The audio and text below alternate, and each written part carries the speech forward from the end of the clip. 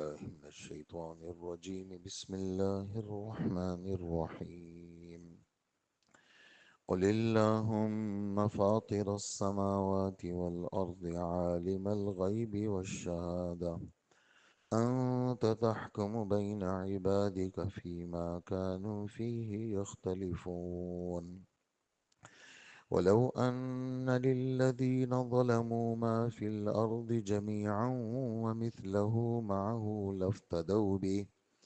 لافتدوا به من سوء العذاب يوم القيامة وبدا لهم من الله ما لم يكونوا يحتسبون وبدا لهم سيئات ما كسبوا وحاق بهم ما كانوا به يستهزئون صدق اللہ العظیم۔ یہ آیت نمبر 46 47 اور 48 سورہ زمر کی تلاوت ہوئی ہے۔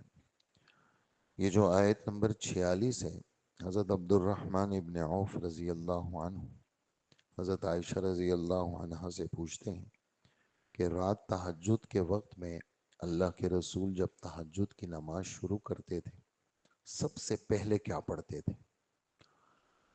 اس میں اس حدیث میں جو میں ابھی سنا رہا ہوں آپ کو، اس سے پہلے میں یہ والی حدیث آپ کی خدمت میں پیش کروں کہ اللہ کے رسول صلی اللہ علیہ وسلم کی جب آنکھ کھلتی تھی تو ہمارے ہاں تو جیسے آسمان بہت کم جگہوں پہ نظر آتا ہے، تو وہاں کھلی جگہ تھی تو اللہ کے رسول آسمان کی طرف ایسا دیکھتے تھے۔ وضو سے پہلے سورہ آل عمران کا آخری رکوع پڑھتے تھے، بعد میں پھر وضو ہوتا تھا، آسمان کی طرف دیکھتے تھے اور سورہ آل عمران کا آخری رکوع پڑھتے تھے۔ اور ہم آپ میں بہت ساروں کو یاد نہیں ہے تو ہم یوں کر سکتے ہیں کہ وضو کر کے تھوڑا سا آسمان کی طرف ایسا دیکھا اور تہجد کے وقت میں سب سے پہلے یہ والا رکوع سورہ آل عمران کا جو کہ چوتھے پارے کے اندر ہے، اس رکوع کو پڑھ لیا جائے۔ اس کے بعد حضور صلی اللہ علیہ وسلم ایک دعا پڑھتے تھے جو لمبی دعا ہے، جس کے اندر خالص اللہ پاک کی تعریف ہے۔ وضو کر کے اور حضرت عبداللہ ابن عباس جیسے ایک رات وہاں گزاری، فرمائے کہ مشکیزہ تھا، اس سے پانی لیا لگن کے اندر، اس کا چمڑے کا تسمہ تھا وہ کھولا اور پانی لیا، پھر وہ چمڑے کے تسمے کو آپ نے باندھ لیا اور آپ نے وضو کیا، لیکن بہت ہی تھوڑے پانی سے وضو کیا، تھوڑے پانی سے وضو کیا اور پورا وضو کیا، وضو کو ادھورا نہیں چھوڑا۔ یہ تو وہ دیگر احادیث تھی۔ اس حدیث میں یہ جو آیت نمبر 46 آپ حضرات نے سنی ہے، تو حضرت عبد الرحمن ابن عوف رضی اللہ عنہ فرماتے ہیں کہ آپ صلی اللہ علیہ وسلم تہجد کی نماز یعنی رات سب سے پہلے تہجد میں کیا پڑھتے تھے؟ تو جب مصلی پہ آپ کھڑے ہو جاتے تھے اور بالکل ابھی نماز شروع کر رہے ہیں، اس پہ آپ یہ والی آیت پڑھتے تھے۔ کیسے پڑھتے تھے؟ صرف یہ آیت یوں نہیں پڑھتے تھے، بلکہ اس میں تھوڑا سا اضافہ ہے۔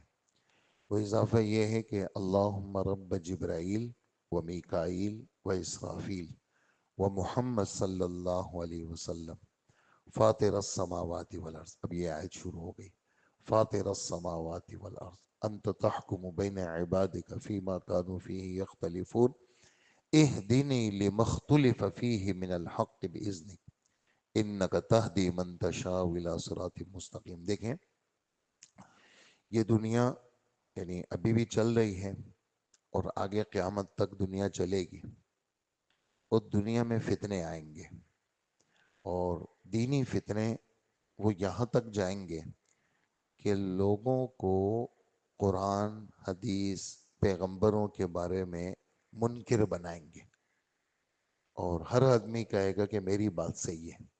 آپ کو پتہ نہیں میں بات صحیح کر رہا ہوں، آج بھی ایسے ہی ہے۔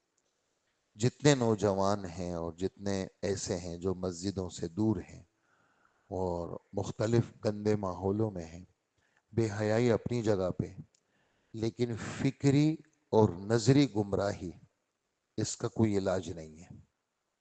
فکر خراب ہو گئی اور اندر سے نظر خراب ہو گئی. ایک آدمی نماز نہیں پڑھتا، ایک آدمی بے حیا ہے، بے حیائی کرتا ہے، لیکن اس کی فکر صحیح ہے، اس کی نظر صحیح ہے. نظر سے مراد میری یہ نظر نہیں ہے، نظر سے مراد میری دل کی نظر ہے. تو وہ آدمی بچت ہے اس کی، استغفار کرے گا، توبہ کرے گا، نمازوں کی قضا کرے گا تو اللہ معاف کر دیں گے. لیکن یہ جو نظر کی گمراہی ہے اور فکر کی، اس کا کوئی علاج نہیں ہے. اس طرح کی محنت لوگ کرتے ہیں. اچھا، ہر آدمی کہتے ہیں میں صحیح ہوں، آ جاؤ ادھر، ہماری بات صحیح ہے. حالانکہ اس کی بات کے اندر زہر ہوتا ہے، لیکن وہ اپنی بات کو صحیح کہتا ہے. تو اس دعا کا مطلب یہ ہے کہ ہمارے نبی ابھی تہجد شروع نہیں کی. تہجد شروع کرنے سے پہلے یہ دعا مانگ رہے ہیں. کیا مانگ رہے ہیں؟ بڑے فرشتوں کا نام پیش کیا. اے جبرائیل کے اللہ، اے اسرافیل کے اللہ، میکائیل کے اللہ، محمد صلی اللہ علیہ وسلم کے اللہ. یہاں ایک نقطہ لکھا ہے محدثین نے کہ حضرت اسرائیل علیہ السلام بھی بڑے فرشتے ہیں، ان کا نام کیوں نہیں لیا؟ تو اس کا جواب یہ دیتے ہیں کہ یہ دنیا موت سے پہلے پہلے تک کا وقت آدمی مکلف ہے، اور یہ جو فرشتے ہیں ان سب کا تعلق زندگی کے ساتھ ہے، اور اسرائیل علیہ السلام کا تعلق موت کے ساتھ ہے، اور آدمی مکلف ہونا ختم ہو جاتا ہے. اس نقطے کی وجہ سے یہاں اسرائیل علیہ السلام کا نام نہیں لیا. اے جبرائیل کے اللہ، اسرافیل کے اللہ، میکائیل کے اللہ، محمد صلی اللہ علیہ وسلم کے اللہ. آسمان اور زمین کو آپ نے پیدا کیا ہے، آسمان اور زمین کے پیدا کرنے والے اللہ. کل قیامت کے دن آپ ہی فیصلہ کریں گے کون سچ تھا کون جھوٹ تھا، کون سچ تھا کون جھوٹ تھا، اور کون صحیح بات، اس کی بات قبول تھی، کس کی بات مردود تھی. وہ آپ قیامت کے دن فیصلہ کریں گے. لیکن اس وقت میں تہجد میں کھڑا ہوں، ابھی تہجد کی نماز میں نے شروع نہیں کی. میں آپ سے ایک درخواست کرتا ہوں. کیا درخواست ہے؟ اہدنی لما اختلف فیہ من الحق باذنک. اے اللہ، حق سمجھنے میں اس وقت اختلاف ہے. یہ امت کی تعلیم ہے اس کے اندر. حالانکہ اللہ کے رسول صلی اللہ علیہ وسلم تو 100% حق پر ہیں، لیکن اللہ کے رسول کیوں مانگ رہے ہیں اس وقت؟ تو رسول کی طرف نسبت کا مطلب یہ ہوگا کہ یا اللہ، یہودی کہتے ہیں ہم صحیح ہیں، عیسائی کہتے ہیں ہم صحیح ہیں، مشرکین مکہ کہتے ہیں ہم صحیح ہیں. اے اللہ، ہر آدمی کہتے ہیں میں حق پر ہوں. آپ نے مجھے حق پہ پیدا کیا ہے، آپ مجھے حق پر جمع دیجئے، آپ مجھے حق پر جمع دیجئے. اور ہدایت تو آپ کے ہاتھ میں، آپ کے علاوہ کوئی کسی کو ہدایت نہیں دے سکتا. نبی کی طرف نسبت میں تو یہ ترجمہ ہوگا، اس لیے کہ لفظ ہدایت کے اندر، اس لفظ ہدایت کے ترجمے میں توسیع ہے. ایسا نہیں ہے کہ لفظ ہدایت کا ترجمہ بالکل بند ترجمہ ہے، اتنا سا ترجمہ کریں گے، نہیں، اس میں وسعت ہے.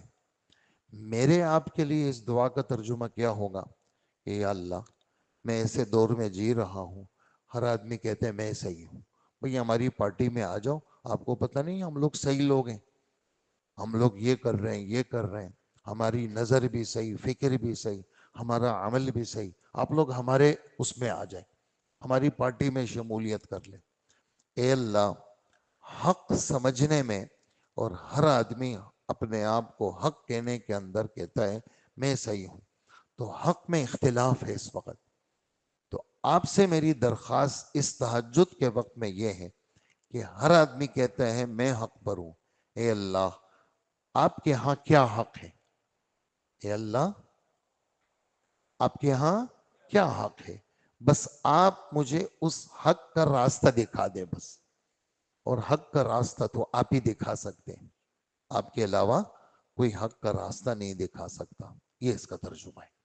تو یہ حضور صلی اللہ علیہ وسلم اس آیت کو یعنی تہجد شروع کرنے سے پہلے یہ پڑھ کر کے پھر آپ نیت باندھتے تھے اللہ اکبر کی.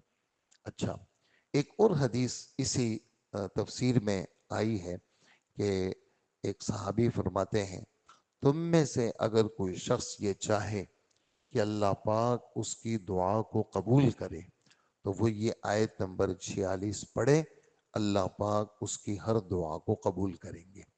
تو یہ اس آیت لفظی ترجمہ آیت کا یہ ہے کہ حضور صلی اللہ علیہ وسلم کو خطاب ہے کہ آپ یہ دعا مانگے۔ کیا دعا مانگے؟ اے آسمان اور زمین کے پیدا کرنے والے اللہ، آج ہر آدمی کہتا ہے کہ لوگ میرے مخالف ہیں، چونکہ حضور صلی اللہ علیہ وسلم کے مخالفین مکہ مکرمہ میں مشرکین تھے۔ مدینہ جب تشریف لائے، یہ قیامت تک کا دستور ہے کہ جو آدمی بھی سچ پر ہوگا، حق پر ہوگا، اس کو موت تک لوگ ٹکنے نہیں دیں گے، اور وہ اس کی زندگی ایسی ہی رہے گی، اور اپنے بھی اس کے مخالف ہوں گے، اپنے بھی تو، لیکن اس کو جمنا ہوگا۔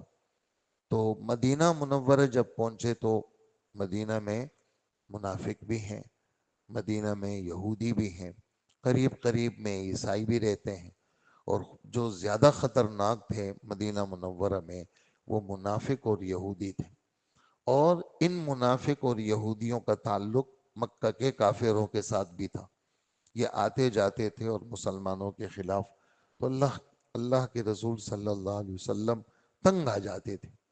تو تنگی کا علاج دعا ہے کہ اے اللہ آپ ہی فیصلہ کریں گے، اے اللہ آپ جو ہے وہ کل قیامت کے دن آپ فیصلہ کریں گے، لہٰذا اے اللہ مجھے گمراہی سے بس بچا لیجیے۔ یہ امت کو تعلیم دی ہے۔ اور پھر کل قیامت کے دن جتنے لوگ اپنے آپ کو حق پر سمجھتے ہیں، جب یہ پھنسیں گے اس وقت یہ کہیں گے کہ ہمارا سب کچھ لے لو، ہماری جائیداد، ہمارا پیسہ، ہمارے بیوی بچے سب لے لو، لیکن ہماری جان چھوڑ دی جائے تو بڑا سے بڑا آدمی ہوگا دنیا کے اندر جناب، جیسے امریکہ کا صدر ہے، روس کا صدر ہے، اور بڑے بڑے لوگ ہیں دنیا کے اندر، ساری دنیا کے بادشاہ، تو وہ بھی پھنسیں گے اور وہ بھی کہیں گے ہمارا سب کچھ لے لیا جائے اور ہمیں چھوڑ دیا جائے، تو پھر یہ ہوگا کہ بھائی پھر وہاں جان نہیں چھوٹے گی۔ اور ان کی حرکتوں کی وجہ سے وہ چیزیں سامنے آ جائیں گی جن کا یہ گمان بھی نہیں کرتے تھے۔ اور دنیا کے اندر جتنے حق والی چیزیں تھیں اور اس کا یہ مذاق اڑاتے تھے، وہ مذاق وبال کی صورت میں ان کو گھیر دے گا۔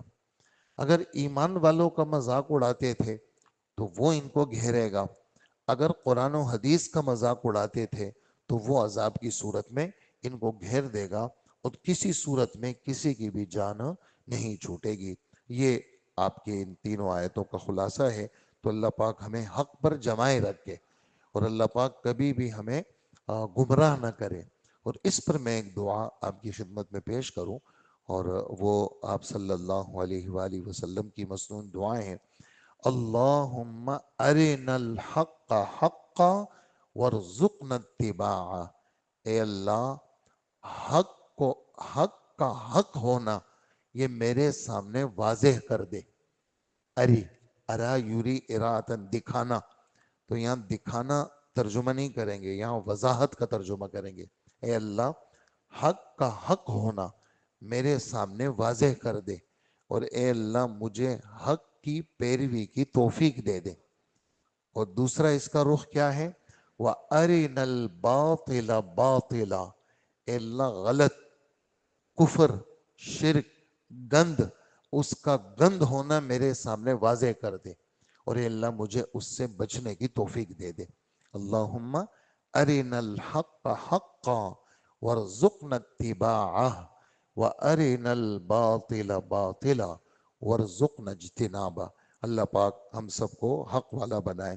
تو آیت کا ترجمہ سن لیجئے کہ پیغمبر صلی اللہ علیہ وسلم آپ فرما دیجئے کہ اے اللہ، اے آسمان اور زمین کو پیدا کرنے والے، ہر غائب اور حاضر کے جاننے والے، تو ہی اپنے بندوں کے درمیان ان باتوں کا فیصلہ کرے گا جن میں وہ اختلاف کرتے رہے ہیں۔ اب تہجد میں اس کے ساتھ ایک ٹکڑا بڑھایا آپ نے، یا اللہ جب آپ فیصلہ کریں گے، اس وقت میں دنیا میں جی رہا ہوں، اللہ اس وقت بھی ہر آدمی کہتا ہے میں سچ پر ہوں، اللہ آپ کے ہاں کیا سچ ہے کہ اللہ مجھے سچ پہ ڈال دے۔